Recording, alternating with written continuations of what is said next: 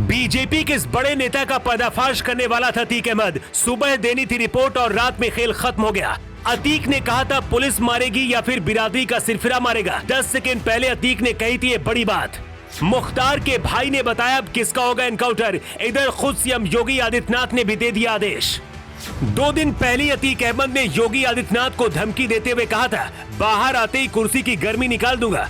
उस दौरान अतीक अहमद की आंखें बड़ी थी और बहुत गुस्से में था। सामने यूपी एसटीएफ के जवान थे। अतीक अहमद के साथ जो हुआ उसे आप इत्तेफाक कह सकते, लेकिन ये इत्तेफाक नहीं बल्कि उस सुनामी की आहट है जो यूपी में आने वाली है। दावा किया जा रहा है कि अतीक अहमद एक बहुत बड़े नेता का खुलासा करने वाला था।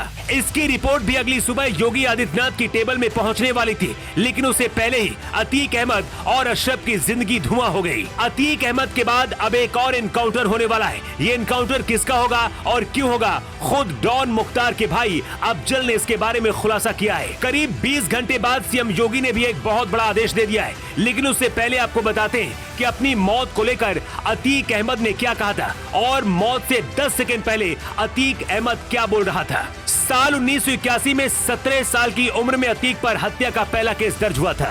माफिया अतीक अहमद के खिलाफ जबरन वसूली, जमीन हड़पने, अपहरण और हत्या सहित 100 से ज्यादा मामले दर्ज थे। पूरे यूपी में अतीक अहमद की दबंगई रही। ऐसे में दुश्मनों की कोई कमी नहीं थी। उमेश पाल हत्याकांड के बाद पुलिस अतीक पर तेजी से कार्रवाई कर रही थी। अतीक का कुनबा बिखर चुका था, शूटर भागे हुए थे, इसलिए अतीक के दुश्मनों के लिए ये सबसे अच्छा मौका था उसे निपटाने के लिए। जिस तरह से अतीक अहमद का अंडरवर्ल्ड और पाकिस्तान से कनेक्शन मिला था और अब लगातार पूछताछ हो रही है, ऐसा भी हो सकता है कि वो किसी ऐसे आदमी का पर्दाफाश करने वाला था जिसने खुद को बचाने के लिए अतीक अहमद को ही रास्ते से हटाने के लिए अपने शूटरों को भेज दिया। ऐसा हम इसलिए कह रहे हैं क्योंकि अतीक अहमद पर गोली चलाने वालों से अभी तक अतीक अहमद का कोई रिश्ता सामने नहीं आया है।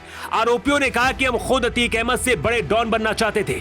मतलब इसे आप पुलिस की मौजूदगी में गैंग वॉर भी कह सकते हैं। एक और थ्योरी बताई जा रही है। दावा किया जा रहा है कि अतीक अहमद ने एक बहुत बड़े बीजेपी नेता के बारे में खुलासा किया था। अगले दिन वीडियो रिकॉर्डिंग होनी थी, लेकिन उससे पहले ही अतीक अहमद को खत्म कर दिया गया। एक बार अतीक अहमद ने कहा था जब मेरा एनकाउंटर होगा या तो पुलिस मारेगी या फिर कोई अपनी बिरादरी का सिरफिरा मारेगा। सड़क के किनारे पड़े मिलेंगे। अतीक को मारने वाले ना तो मुस्लिम है और ना ही पुलिस है, लेकिन अतीक ने जो कहा था ठीक उसी तरह से सड़क के किनारे ही दोनों भाई ढेर हो गए।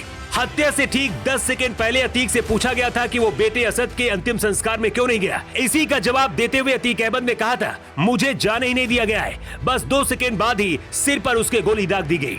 बीजेपी के कई बड़े नेताओं और मंत्रियों ने भी अतीक की हत्या को सही ठहराया है, लेकिन इसी बीच योगी आदित्यनाथ ने एक और बड़ा ऐलान कर दिया है। योगी आदित्यनाथ ने खुद ऐलान करते हुए कहा है कि अतीक अहमद हत्याकांड की अब पूरी जांच होगी और उसके बाद आरोपियों को सजा भी दिलाई जाएगी। इसी बीच मुख्तार अंसारी के भाई अफजल अंसारी ने कहा है कि सबूत मिटाने के लिए अतीक अहमद के हत्यारों का भी एनकाउंटर हो सकता है, लेकिन अब दावा किया जा रहा है कि जल्दी अतीक अहमद के बाद मुख्तार अंसारी का भी नंबर आने वाला है। इस दौरान सोशल मीडिया पर मांग उठ रही है कि अतीक अहमद की तरह ही मुख्तार का भी अंजाम होना चाहिए।